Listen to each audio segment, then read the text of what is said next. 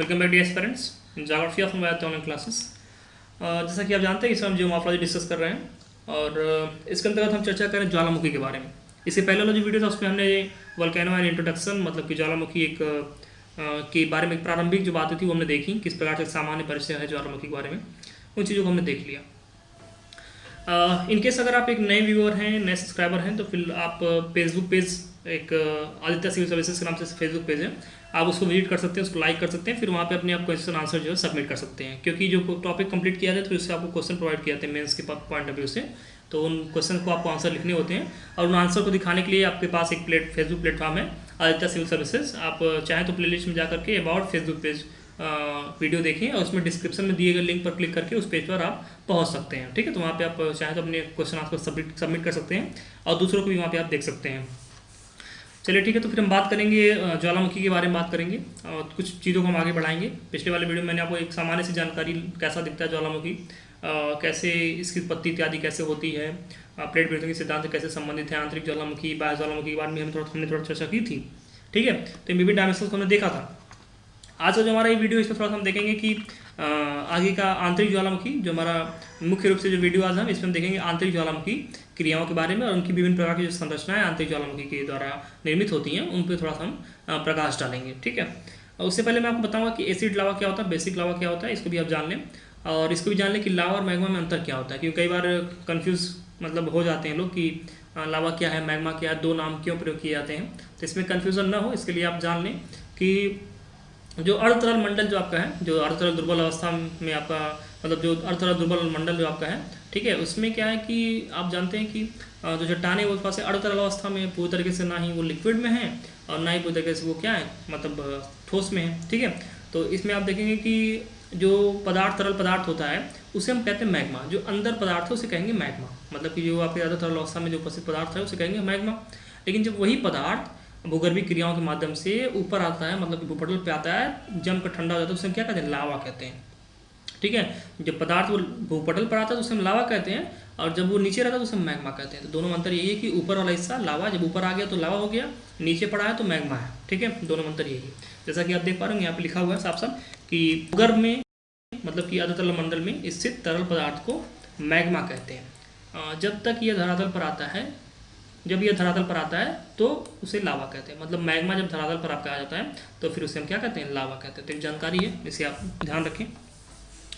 और बात करेंगे हमें एसिड लावा क्या होता है, बेसिक लावा क्या होता है, इसके बाद थोड़ा चर्चा कर लें, क्योंकि मतलब पूछा तो नहीं जाएगा लेकिन एक कॉन्सेप्ट के लिए आपको थोड़ा सा ये इसकी ज़रूरत पड़ेगी आपको, इसे आपको पता होना चाहिए। जिस लावा में सिलिका की मात्रा अधिक होती है वह गाढ़ा होता है तथा चिपचिपा होता है। ठीक है, अगर किसी मतलब जो लावा है उसमें जो नीचे मैग्मा आ रहा है ऊपर फिर लावा कहलाता है, उसमें जब क्या होता है कि सिलिका की मात्रा अगर अधिक होती है तो वो गाढ़ा भी होता है और चिपचिपा भी होता है। ठीक है, तो अतः यह ज़्यादा न फैलकर, जब गाढ़ा होता है तो फिर क्या होगा, ज़्यादा नहीं फैलेगा, ज़्यादा न फैलकर क्रेटर के आसपास ही गुंबद शंकु जैसी संरचना का निर्माण करता है। कहने का तात्पर्य है कि ऐसी स्थिति में क्या होता है कि जब एसिड लावा अपना भूगर्भ से निकलता है बाहर तो उसमें फिर होता क्या है कि ये चूँकि गाढ़ा होता है बहुत और चिपचिपा होता है, और जब ऐसा होता है गाढ़ा चिपचिपा होता है तो फिर जब एक क्रेटर है ना यहाँ पे जब ये निकलता है तो इसके बहुत दूर नहीं जा पाता है, बहुत मतलब दूर तक इसकी स्थिति नहीं जा पाती, लेकिन वहीं पास में क्या करता है ये एक शंकु जैसी संरचना का लगातार निर्माण, मतलब यहीं पे जमता चला जाता है, ज़्यादा दूर नहीं जा पाता है बल्कि यहीं पे जमता चला जाता है। तो इस प्रकार की स्थिति यहाँ पे होती है आपके एसिड लावा से। ठीक है, तो एसिड लावा क्या है कि जिस लावा में सिलिका की मात्रा अधिक होती है वह गाढ़ा तथा चिपचिपा होता है, अतः यह ज़्यादा न फैलकर क्रेटर के आसपास ही गुंबद जैसी संरचना का निर्माण करता है। अब आई बात करें अगर बेसिक लावा की बात करें, बेसिक लावा क्या होता है, इसकी क्या प्रॉपर्टी है। तो बेसिक लावा जिस लावा में सिलिका की मात्रा कम होती है ठीक उसके उल्टा जो आपका एसिड लावा था उसके उल्टा ठीक इसकी प्रॉपर्टी है कि जिस लावा में सिलिका की मात्रा कम होती है वह पतला, हल्का तथा धरातल पर दूर तक फैलने वाला होता है। जाहिर सी बात है कि अगर मतलब कोई ऐसा लावा है जिसमें एसिड की मात्रा कम है, ठीक है, एसिड ज़्यादा नहीं है, तो वो क्या होगा, फिर पतला होगा और हल्का होगा। ठीक है, जब पतला हल्का होगा तो फिर क्या होगा, उसमें जो मतलब ट्रैवल करने की क्षमता होगी ज़्यादा दूर तक होगी इन कंपेयर टू आपका जो एसिड लावा होगा उससे कंपेयर में ज़्यादा दूर तक ट्रैवल करेगा, मतलब ज़्यादा दूर तक ये फैलेगा। और जब ऐसा होगा, जब ज़्यादा दूर तक ये फैलेगा तो आप देखेंगे कि इससे जो है सील्ड मतलब चपटे क्या है आपके सील्ड टाइप जो है शंकुओं का निर्माण होता है। शील्ड आप जानते हैं, शील्ड बस नाम से जैसा है वही है, इसका नाम का ही मतलब है शील्ड। देखिए शील्ड नुमा आकृति बन रही नहीं, तो इस प्रकार से चपटे चपटे शंकुओं का यहाँ पे क्या होता है, निर्माण होता है। जैसे इसका एग्जांपल देखें तो हवाई द्वीप पर मोना लोआ शंकु है। हवाई द्वीप कहाँ है, आप इसको लोकेट कर लेंगे मैप में, ठीक है, आपका ये काम है। बल्कि आप मुझे बताएंगे कि हवाई द्वीप कहाँ है, किस महासागर में उपस्थित है, स्थित है, ठीक है। तो ये इस प्रकार से जो क्या होता है कि जिस लावा में सिलिका की मात्रा कम होती है वह पतला, हल्का तथा धरातल पर दूर तक फैलने वाला होता है। इसके द्वारा क्या होता है, चपटे तथा शील्ड शंकुओं का निर्माण होता है, ठीक है। जैसे हवाई द्वीप पर मोना लोआ का शंकु, जैसे आप ध्यान रखेंगे। चलिए, तो हमने देखा आपके जो एसिड लावा हो वो क्या होता है, बेसिक लावा क्या है, ये क्या होता है, और किस प्रकार की इनके मतलब प्रॉपर्टी होती है, कौन मोटा होता है, कौन मतलब कौन अधिक क्या होता है, पतला होता है, कौन थोड़ा सा मोटा होता है, इसके बारे में हमने चर्चा करी, और इससे किस प्रकार की आकृतियों का निर्माण होता है ये भी हमने देख लिया। अब जो हम बात करेंगे आज के बारे में, ये हमारा मेनली जो आज का टॉपिक है, जो आज का वीडियो ये आपका है, इसमें मेनली बात करेंगे आपके आंतरिक ज्वालामुखी के बारे में। उससे पहले हम देखेंगे कि ज्वालामुखी क्रिया के कितने प्रकार, मतलब कि कितने प्रकार की ज्वालामुखी क्रियाएं होती हैं। तो हम देखेंगे कि आंतरिक और बाह्य ज्वालामुखी क्रिया, ठीक है। तो आंतरिक ज्वालामुखी क्रिया, या फिर इसे बोलते हैं आंतरिक ज्वालामुखी अस्लाकृति, या फिर बाह्य ज्वालामुखी अस्लाकृति, इंट्रूसिव टोपोग्राफी और एक्सट्रूसिव टोपोग्राफी। तो दो प्रकार में हम बांटते हैं, आंतरिक ज्वालामुखी और बाह्य ज्वालामुखी अस्लाकृति। सबसे पहले हम चर्चा करेंगे आपकी आंतरिक ज्वालामुखी अस्लाकृतियों पर, उसके बाद इसे हम कंप्लीट देखेंगे, उसके बाद फिर हम बात करेंगे आपके बाह्य ज्वालामुखी अस्लाकृतियों पर।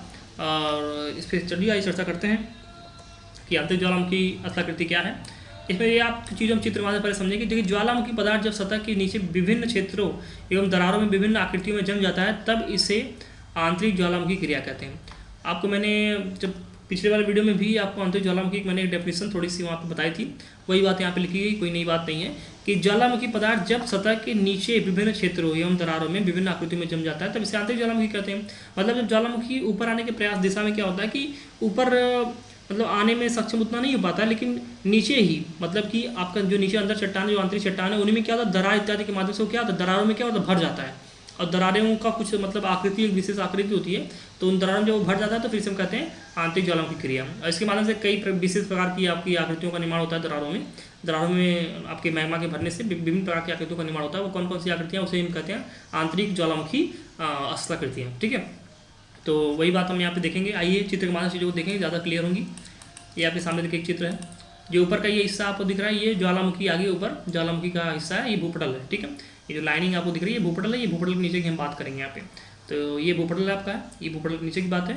और आपको जो ये नीचे दिख रहा है ये मैग्मा चैम्बर है, मतलब कि जहाँ पे मैग्मा अधिक मात्रा में, मतलब हॉट स्पॉट जोन के तौर पे आप इसे देखेंगे। तो इसमें ये मैग्मा चैम्बर है आपका, ये ऊपर का भूपटल का हिस्सा है, यहीं से आपको ज्वालामुखी क्रिया ऊपर होता है। ये आंतरिक हिस्सा है, देखिए ये जो हिस्सा आपका है ये भूपटल के नीचे का आंतरिक हिस्सा है, ठीक है। जैसे आप ध्यान रखें, भूपटल के नीचे का आंतरिक हिस्सा। आइए चर्चा करें।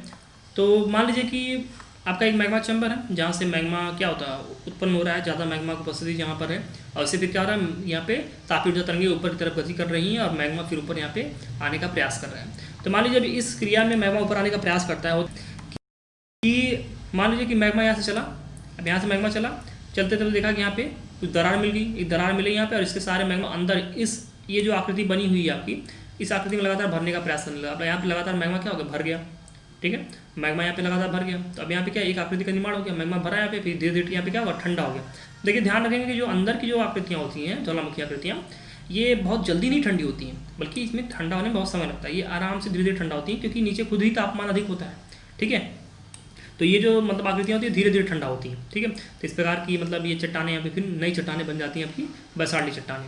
अब आइए इधर बात करें, तो फिर मान लीजिए इधर थोड़ा सा और आगे बढ़ा मैग्मा, तो फिर यहाँ पे इसको फिर यहाँ पे दरार मिली, दरार के सारे फिर अंदर ही चलता चला गया। फिर यहाँ पे इस प्रकार की आकृति है, तो फिर यहाँ पे इस प्रकार की आकृति में ये मैग्मा पूरा क्या कर गया, भर गया। तो यहाँ पे इस प्रकार की तसरी नुमाई आकृति बन जाती है, ठीक है। यहाँ पे गुंबद नुमा आकृति बनी और यहाँ पे एक तसरी नुमा आकृति बन गई। तो इस प्रकार जब इस प्रकार की आकृति बनती है तो फिर इसे कहते हैं एक जो आपको ज्वालामुखी अस्लाकृति है, आंतरिक है ये, ठीक है। मतलब अंदर इस प्रकार की ज्वालामुखी अस्लाकृतियाँ बन रही हैं, ठीक है। अब आइए बात करें तो फिर ऊपर मान लीजिए इसी प्रकार से आपका ज्वालामुखी जो तापीय तरंगें ये ऊपर जाती हैं। फिर यहाँ पे क्या होता है, एक फिर दरार मिलता है, दरार के सारे फिर क्या होता है, एक आकृति के रूप में फिर ये बन जाते हैं। यहाँ पे दरार में लगातार भर जाते हैं, ये मैग्मा सारा पूरा भर जाता है यहाँ पे। फिर यहाँ पे नई चट्टानों का यहाँ पे क्या होता है, निर्माण होता है। तो यहाँ पे फिर हम इस प्रकार की जो आकृति बनती है इसे कहेंगे हम आंतरिक ज्वालामुखी आकृति। फिर थोड़ा सा ऊपर जाएंगे तो फिर यहाँ पे इसी प्रकार की आकृति मिलती है, जो थोड़ा सा क्या है, अपनति अभिनति के माध्यम से सर्पिलाकार है। इसमें फिर जितने मैग्मा वाले पदार्थ हैं वो सारे भरते चले जाते हैं। तो ये देखिए इस प्रकार से जो है आंतरिक ज्वालामुखी जो असलाकृति है उनका निर्माण होता है कि दरारों के सारे मान लीजिए कोई स्थान है तो उसमें मैग्मा भरता चला जाता है, तो फिर उससे क्या होता है कि वहाँ पे एक ज्वालामुखी आकृति का निर्माण होना शुरू हो जाता है। फिर मान लीजिए क्या होता है कि आपका ज्वालामुखी क्रिया फिर होती है और फिर ऊपर आता है, तो कुछ देर बाद फिर दरार एक मिलती है, फिर यहाँ पे दरार के सारे फिर ये मैग्मा यहाँ पे क्या करता है, भर जाता है। और जब ऐसा होता है तो फिर यहाँ पे एक प्रकार की और आपकी ज्वालामुखी असलाकृतियाँ इसका निर्माण होता है, जो कि बिल्कुल थोड़ा सा सीधा ही होती है, एक स्ट्रिप की बात होती है, लेकिन थोड़ी सी मोटी होती है इसके कंपेरिजन में नीचे वाले के। इसको हम कहते हैं सीट, इसको कहते हैं सीट।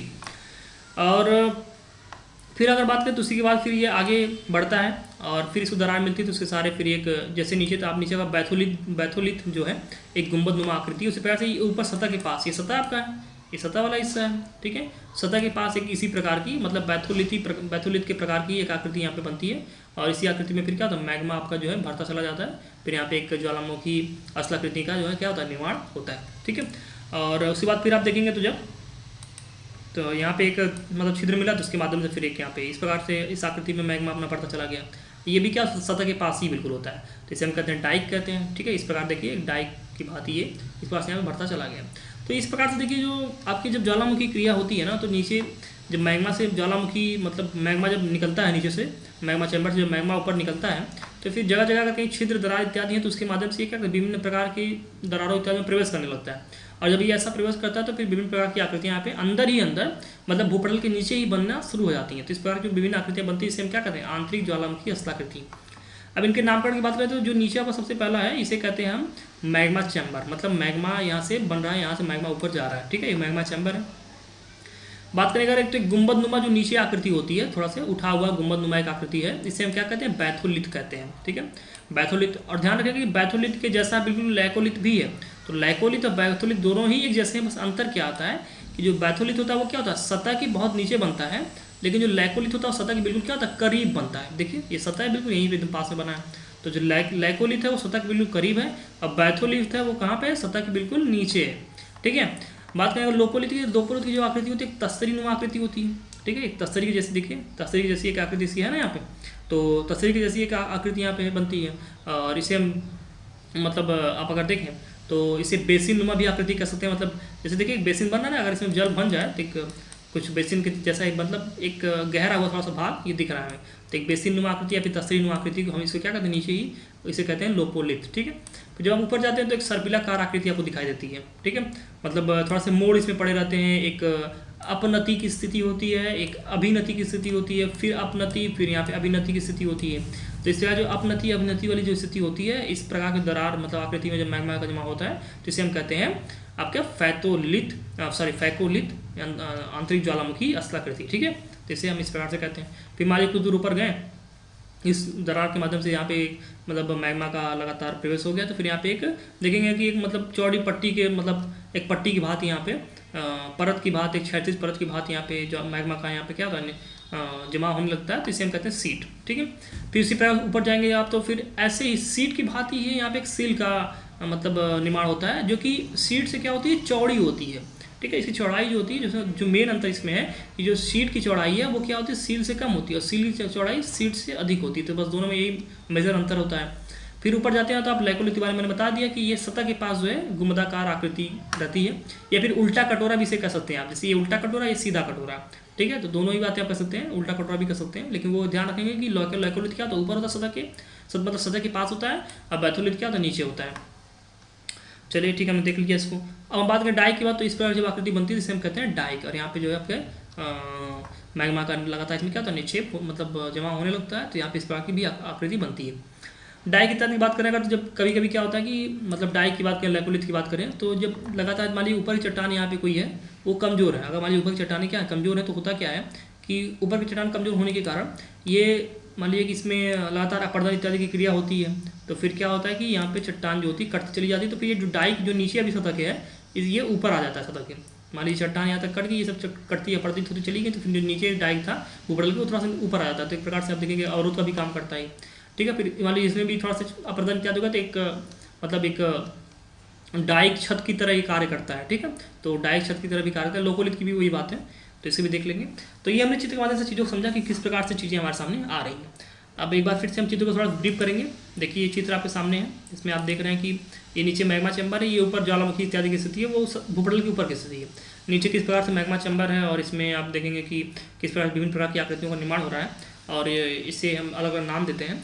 तो इसको हमने चित्र के माध्यम से चीज़ों को समझ लिया। अब हम समझेंगे आपके मतलब थोड़ा सा रिटन फॉर्म में देख लेते हैं कि ये क्या क्या मतलब बातें हैं, जैसे हमने बात की यहाँ पे वर्बल तरीके से बात की, अब थोड़ा सा रिटन फॉर्म में हम देख लेते हैं। चलिए आइए, सबसे पहले अगर हम बात करें बैथोलिथ की बात करें तो यह अधिक गहरा मैग्मा चैम्बर के ऊपर, ठीक है, मैग्मा का गुम्बदाकार क्या है, जमाव, मतलब जो मैग्मा चैम्बर आपका नीचे बिल्कुल है इसके थोड़ा से ऊपर मतलब अधिक गहराई, मतलब मैग्मा चैम्बर के बिल्कुल पास में क्या है, एक उल्टा कटोरा की भांति एक गुम्बदाकार क्या जमाव है, ठीक है। तो इस प्रकार की आकृतियों को क्या कहते हैं, बैथोलिथ कहते हैं। लोपोलिथ की बात करें तो सतह के नीचे मैग्मा का बेसिन नुमा, मतलब तस्तरी, देखिए यहाँ पे ब्रैकेट में तस्तरी लिखा है, तस्तरी नुमा जमा है, ठीक है। जैसे कि देखिए यहाँ पे थोड़ा सा ऊपर आप गए थे तो आपको ऐसे तस्तरी नुमा एक आकृति बनाई गई थी, तस्तरी नुमा जमा है, तो इसे हम क्या कहते हैं, लोपोलिथ कहते हैं। तो ये आपका बैथोलिथ, ये आपका लोपोलिथ। नीचे बात करेंगे फैकोलिथ की बात करें तो ये मैग्मा का मोड़ के रूप में जमाव है, ठीक है। जैसे कैसे हमने किया, ऐसे ये मोड़ के रूप में जमाव है। तो इस प्रकार की आकृति में जब मैग्मा का क्या होता है, मैग्मा ठंडा होता है तो इस पर फिर हम कहते हैं एक फैकोलिथ की आकृति बन रही है। लाइकोलिथ की बात करें तो ये बिल्कुल ही आपके बैथोलिथ की तरह ही होता है, लेकिन यह क्या होता है, ये भी गुम्बदाकार जमा होता है इसमें भी, लेकिन यह अधिक ऊंचाई पर सतह के करीब होता है, मतलब भूपटल के बिल्कुल करीब होता है। जो सतह होता है सतह के बिल्कुल करीब इसका विकास होता है। तो जो अंतर मेन आता है बैथोलिथ और लोकोलिथ पे वो यही होता है कि बैथोलिथ क्या होता है, नीचे गहराई में मैग्मा चैम्बर के थोड़ा सा ऊपर, लेकिन जो लाइकोलिथ होता है ये ऊपर बिल्कुल भूपटल थोड़ा सा नीचे, ठीक है, ऊपर इसका विकास होता है। चलिए ठीक है, इसको आपने देख लिया। बात करें अगर सीट और सील की बात करें तो सीट दोनों में अंतर बस यही है कि जो मैग्मा का क्षैतिज परत में पतले जमाव को सीट तथा मोटे जमाव को क्या कहते हैं, सील कहते हैं। जो पतला जमाव होता है उसे क्या कहते हैं, सीट कहते हैं, और जो मोटा जमाव होता है उसे कहते हैं सील। तो शीट और सील में अंतर यही है कि शीट आपका पतला जमाव है और सील जो आपका मोटा जमाव है। डाई की बात करें तो मैग्मा का सतह की ओर लंबवत लेकिन गुम्बदाकार जमाव है, ठीक है। सतह की आपने देखा लंबवत की स्थिति इसकी थी, किस प्रकार से लंबाई में मतलब जमा था, तो इस प्रकार की आकृति को हम क्या कहते हैं, डाइक कहते हैं। और मैंने आपको बताया कि जब अपर्दन इत्यादि होने लगता है ऊपर की सतह का, तो और अगर मान लीजिए ऊपर की चट्टान कमजोर है तो फिर सीट जो डाइक है वो क्या करता है, ऊपर दिखाई देने लगता है। और फिर मान लीजिए कि बाद में डाइक का भी अपर्दन होने लगता है, तो फिर डाइक का जो ऊपर का हिस्सा होता है एक डाइक रूप की भांति, मतलब डाइक छत की भांति कार्य करने लगता है, ठीक है। तो इस प्रकार से जब अपर्दन की स्थिति होती है तो फिर जो ज्वालामुखी आंतरिक ज्वालामुखी की आकृतियाँ वो ऊपर भी हमें दिखाई देने लगती हैं। एक और डेफिनेशन है उसको देख लीजिए आप। सिडार की बात करें अगर तो सिडार भी एक मतलब एक प्रकार की आकृति है जो आपके आंतरिक ज्वालामुखी क्रिया के रूप में तब उत्पन्न होती है। इसमें क्या होता है, जब मैग्मा का जमाव कई परतों में देवदार वृक्ष की तरह होता है तब इसे सिडार कहते हैं। देखिए मान लीजिए कि नीचे से मैग्मा आपका आ रहा है, यहाँ पे आया, तब तक देखा यहाँ पे एक मतलब दरार है जिसके माध्यम से मैग्मा यहाँ पे भर गया, ठीक है, ऐसी स्थिति होगी। फिर इधर भी देखा दरार, इधर भी मैग्मा भर गया, ठीक है। फिर कुछ दूर ऊपर गया तो फिर देखा दरार, यहाँ पे मैग्मा भर गया, दोनों तरफ मैग्मा फिर यहाँ पे भर गया। देखें एक मतलब ऊंचाई इसकी जो आकृति बनती है ना एक देवदार वृक्ष की तरह बनती है। तो मैग्मा से परतों में दर परत क्या होता है, जमता भरता चला जाता है, भरता जमता चला जाता है। तो अभी एक ऐसी जब आकृति बनती है जिससे हम क्या कहते हैं, सिडार कहते हैं, ठीक है। तो मुझे उम्मीद है कि आपको सिडार से समझ में आया होगा। अब बाकी चीज़ें वही हैं, जैसे हमने आंतरिक ज्वालामुखी क्रिया के बारे में सारी चीज़ों को देखा, चीज़ें सारी वैसी ही हैं। तो ये हमने मतलब आंतरिक ज्वालामुखी पर जो मेन चीज़ें आपकी थी वो हमने कवर कर लिया। अब हम जो हमारा जो अगला वीडियो होगा उसमें हम देखेंगे कि बाह्य ज्वालामुखी क्रियाएँ कैसे होती हैं, उसमें हम आपके विभिन्न प्रकार के मतलब ज्वालामुखी आकृतियों के बारे में चर्चा करेंगे। और साथ ही साथ उसके बाद फिर हम देखेंगे आपके ये जो गेसर इत्यादि होते हैं, ठीक, गर्म जो नीचे से गर्म जल आता है, पृथ्वी के नीचे से जो गर्म जल ऊपर आता है, ये सब क्या होते हैं, जो बाकी बचे हुए फैक्टर्स हो गए उसके बाद हम देख लेंगे। और हम फिर देखेंगे आपकी जो विश्व का वितरण है, मतलब कौन कौन सी पेटियाँ हैं जहाँ पे ज्वालामुखी की उपस्थिति, ज्वालामुखी पर्वत इत्यादि की उपस्थिति बहुत ही ज़्यादा है, उस पर भी हम चर्चा करेंगे, मतलब कि हम वितरण को देखेंगे और इसको चर्चा करते हुए फिर चीज़ों को कंप्लीट करेंगे। तो फ्रेंड्स देख लीजिए आप चीज़ों को। फिर ये था आज का वीडियो आपको कैसा लगा कमेंट में बताएं, और चैनल को ज़्यादा से ज़्यादा शेयर करें, लोगों को बताएं इसके बारे में, ज़्यादा से ज़्यादा लोगों तक ये चैनल पहुँचे, उनकी मदद हो, और इससे क्या होगा, उनका भी फ़ायदा होगा और मुझे भी अच्छा लगेगा। और जो मैंने आपसे मीन्स आंसर राइटिंग के बारे में कहा कि आप आंसर राइटिंग जरूर से जरूर प्रैक्टिस करें, क्योंकि बिना अगर आप आंसर राइटिंग प्रैक्टिस नहीं करते हैं तो फिर समस्याएं आपके लिए सामने बहुत ज़्यादा खड़ी हो जाती हैं, ठीक है। तो इसलिए आपको आंसर राइटिंग मतलब प्रैक्टिस करना चाहिए, और इसके लिए आपको एक प्लेटफॉर्म भी अवेलेबल करा दिया गया है। जब तक आपके पास प्लेटफॉर्म नहीं था तब तक आपके पास अगर कहें तो फिर एक समस्या थी, लेकिन अब वो समस्या का समाधान कर दिया गया है। आप उस प्लेटफॉर्म पे लगातार क्वेश्चंस अपलोड किए जा रहे हैं, लोग अपलोड कर रहे हैं, एक दूसरे का रिव्यू कर रहे हैं, अच्छा लग रहा है मुझे भी, और मैं भी देखता रहता हूँ क्वेश्चन के आंसर्स। तो आप इसे देखें, करें, इससे आपका भी फ़ायदा मिलेगा और सच पूछा जाए तो आपको ही फ़ायदा है इससे है। आपकी कमियाँ इत्यादि भी वहाँ पे सबके सामने आती हैं तो उस पर फिर आप सुधार भी करते हैं क्योंकि आपको गाइडेंस भी मिलती है। तो एक साझा आप लोग यहाँ पे कार्यक्रम करें और एक दूसरे की मदद से आप आंसर राइटिंग में एक जो शार्पनेस है, उस शार्पनेस आप अपने अंदर डेवलप करें, ठीक। और इनकेस अगर आपको आंसर राइटिंग के बारे में कुछ टिप्स चाहिए कि कैसे आंसर राइटिंग एक बेहतर की जाती है, तो उसके लिए मैंने ऑलरेडी प्लेलिस्ट में 2 वीडियो बना रखे हैं कि how to approach mains answer writing part 1 part 2। तो इन दोनों ही पार्ट्स को आप देख करके अपना एक आंसर कैसे फ्रेम किया जाए, एक आंसर राइटिंग कैसे बेहतर की जाती है, इसको आप समझ सकते हैं, ठीक है। तो इसे आप देख लेंगे, अपने सुविधा के अनुसार चीज़ें आप देख लेंगे, कैसे आपको चीज़ें अच्छी लग रही हैं, ठीक, उसे आप देख लेंगे।